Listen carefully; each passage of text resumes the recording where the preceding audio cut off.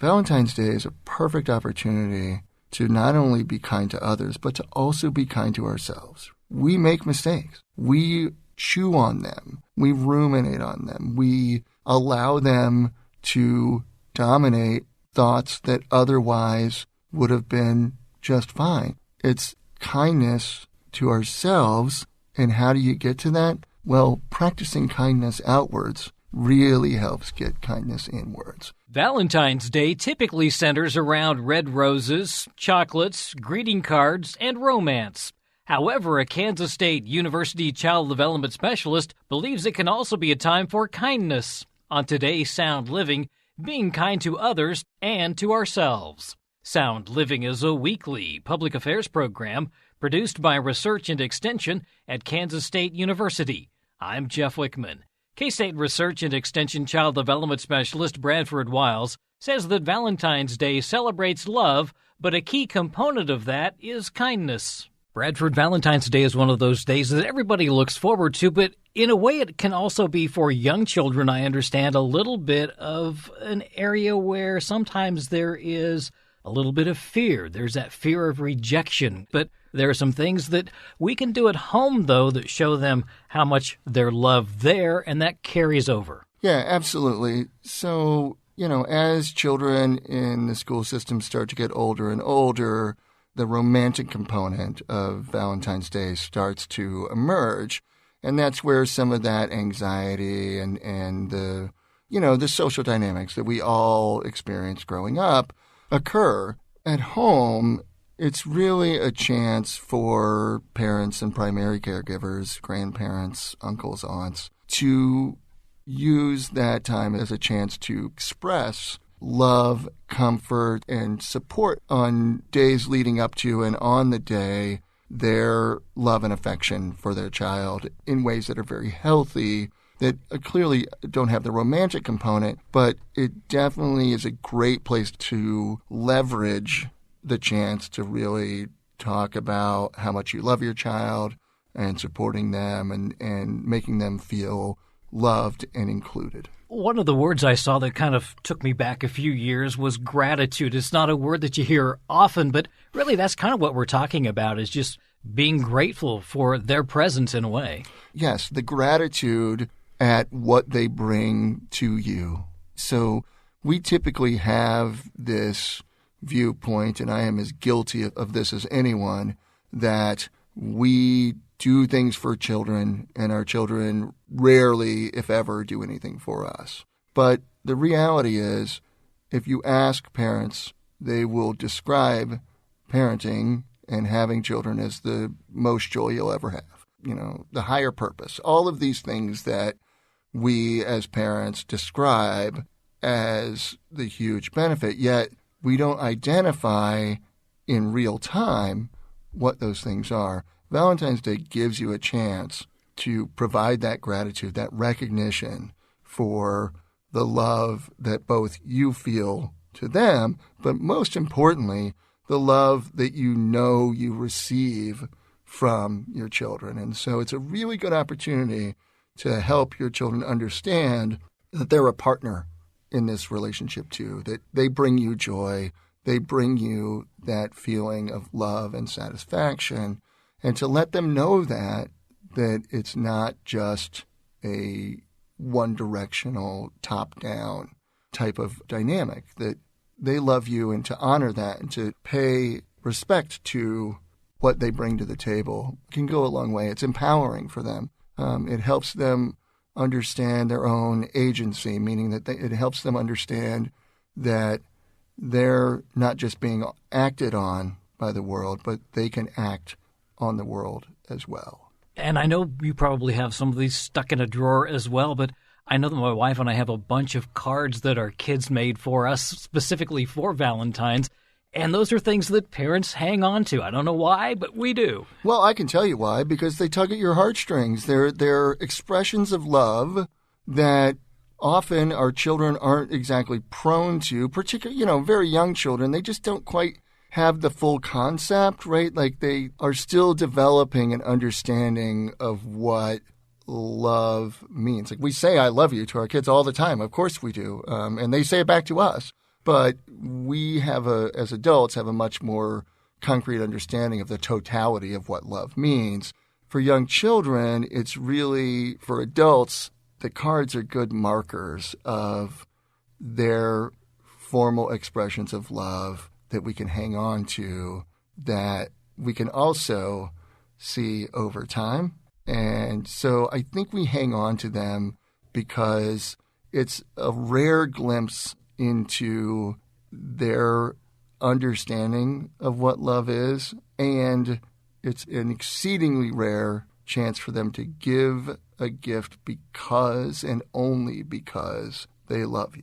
And speaking of gifts, there's always the store-bought stuff you can do, the candy, animals, and all that kind of stuff. But there's also things we can do together that really even make the holiday a little bit more special. Yeah, I cannot emphasize enough that stuff does not make people happy. I have tried. It doesn't make people happy.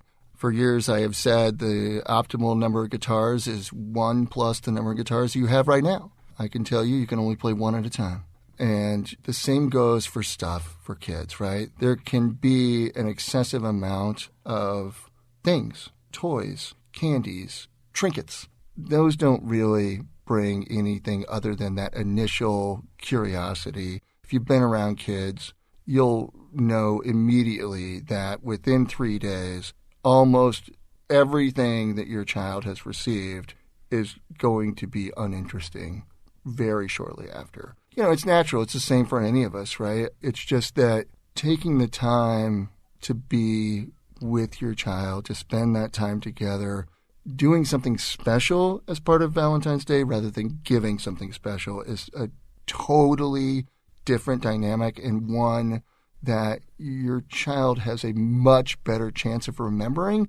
But even if they don't remember it, even if cognitively they're not forming long-term memories, this is really critical for people who are listening.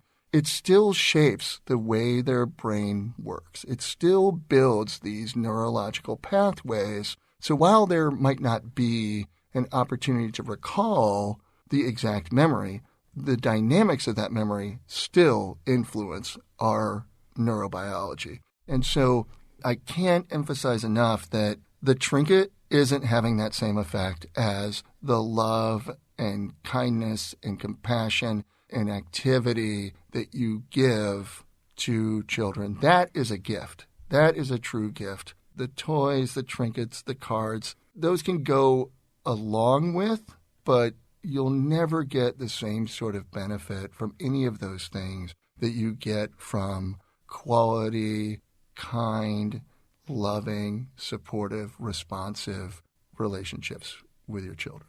And this is really a nice opportunity to maybe think about a baking project. I understand that you can't always bake a cake from scratch, but there's a lot you can do that's semi-homemade, or you can find cookie dough that's pre-made. And it's really the process that you're going through, not necessarily the end product in this case. Yeah, you got it. In almost every domain in which I provide parent education, I typically refer to all of these activities as jumping off points.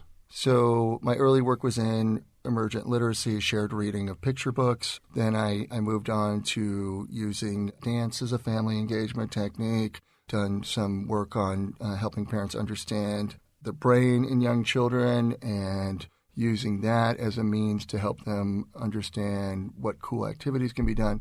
But all of these things are jumping off points, right? It's not the product. Getting through the book is not the goal, right?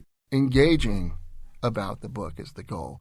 Getting the cookies is not the goal. That's a great bonus, and it can be a really nice enticement, but the goal is the interaction that you have around it. It's the process. It's talking through, hey, what do you think this cookie is going to look like? Hey, should we try to make this a heart? What are your favorite cookies? Why are they your favorite cookies? Exploring and understanding, and again, that shared time together, and especially on a process like this where you're working towards the same goal.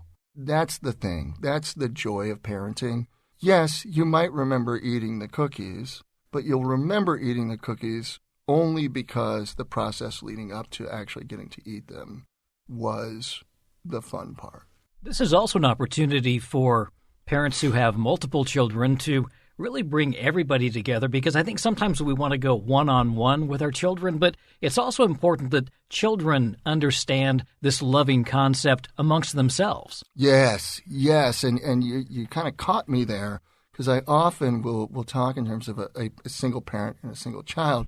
We know that's not the case, right? For most parents, they're parenting more than one child. And yes, the idea of sharing love across with our siblings, I don't know about you, I fought with my siblings.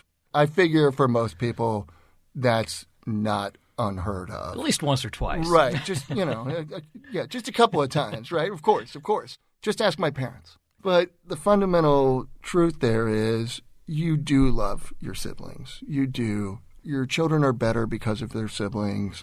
Yes, there are conflicts, of course, but you can use time like that to show love and affection to each of them, and for them to feel more comfortable showing love and affection to their siblings. And when we talk about love, I just want to be clear, I know Valentine's Day is focused on romantic love. The reality is, for young children, that not only might not mean anything, but if it does, it's probably pretty unappealing.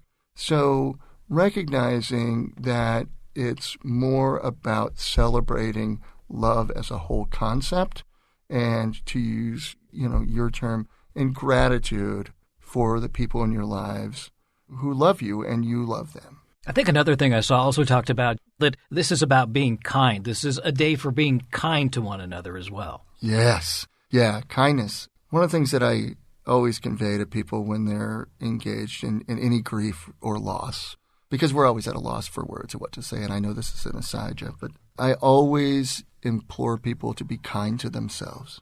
The reason that I implore them to do that is it's really easy to not be kind to ourselves. Valentine's Day is a perfect opportunity to not only be kind to others, but to also be kind to ourselves, right? We make mistakes. We chew on them. We ruminate on them. We allow them to dominate thoughts that otherwise would have been just fine. It's kindness to ourselves. And how do you get to that? Well, practicing kindness outwards really helps get kindness inwards. And it's that way for everything. And so I think fundamentally, you're exactly right. We talk about love. A key component of that is kindness. Kindness to our partners, kindness to our children, kindness from siblings to siblings, and then, of course, kindness to our classmates and our peers. That's the kind of love that everyone can practice. And I think we've talked about this in the past, but really learning all these things at an early age is so important. Absolutely. Without question. The reality is, the earlier that you learn about expressing feelings, about having empathy, understanding what other people are doing and feeling and thinking, and making a habit of being kind, the easier it is for you to do that throughout your lifespan. And I can tell you, people who practice kindness, people who practice gratitude are just healthier, happier, better adjusted people. The research bears that out unequivocally. And it's not that they're kind because they're healthy and happy.